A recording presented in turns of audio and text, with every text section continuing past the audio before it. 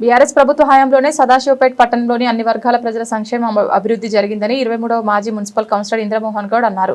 సోమవారం 23వ వార్డులో BRS councillor అభ్యర్థి ముగుటి ప్రియాంక తులసి స్థానిక నాయకులతో కలిసి వార్డులో భారీ ర్యాలీ నిర్వహిస్తూ గడప గడపకు తిరుగుతూ కారు గుర్తుకు ఓటు వేసి తనను అత్యధిక మెజార్టీతో గెలిపించాలని ప్రజలను కోరారు. సందర్భంగా ఇంద్రమోహన్ గౌడ్ మాట్లాడుతూ బీఆర్ఎస్ హయాంలో అభివృద్ధి జరిగిందని వార్డులు మరింత అభివృద్ధి చెందాలంటే బీఆర్ఎస్ అభ్యర్థిని గెలిపించాలని కోరారు. అనంతరం అభ్యర్థి ముగుటి ప్రియాంక తులసి మాట్లాడుతూ వార్డు ప్రజలు ఒకసారి అవకాశం కల్పిస్తే 5 సంవత్సరాలు ఇళ్లవేళ అందుబాటులో ఉంటూ వార్డు అభివృద్ధికి నిరంతరం కృషి చేస్తానని అన్నారు.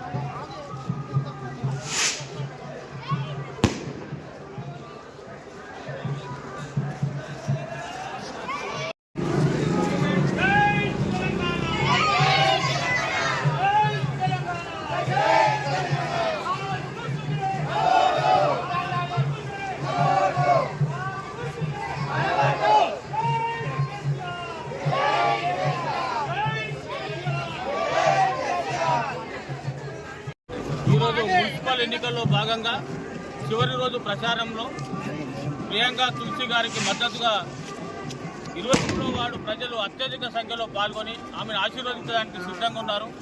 ఈరోజు 23వ వార్డులో అభివృద్ధి కేవలం బీఆర్ఎస్ ప్రభుత్వం ద్వారానే, కేసీఆర్ ప్రభుత్వం ద్వారానే సాధ్యమవుతుంది.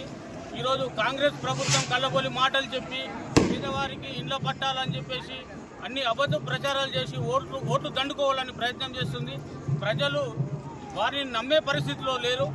ఈరోజు మా 23వ వార్డులో సీసీ రోడ్లు కానీ, సీసీ డ్రైన్లు కానీ, ఐమాక్స్ లైట్లు కానీ, మినీ ట్యాంక్స్ కానీ, బోరుబావులు కానీ, ఈ విధంగా రకరకాల 100% మేము వర్క్ కంప్లీట్ చేసుకోగలిగినాం ఈ కౌన్సిల్లో. ఇది కేవలం బీఆర్ఎస్ ప్రభుత్వం ద్వారానే సాధ్యమైంది. మళ్ళీ కూడా ఇంకేమన్నా వర్కులున్న, అభివృద్ధి కార్యక్రమాలున్న, అభివృద్ధి అనేది నిరంతర ప్రక్రియ.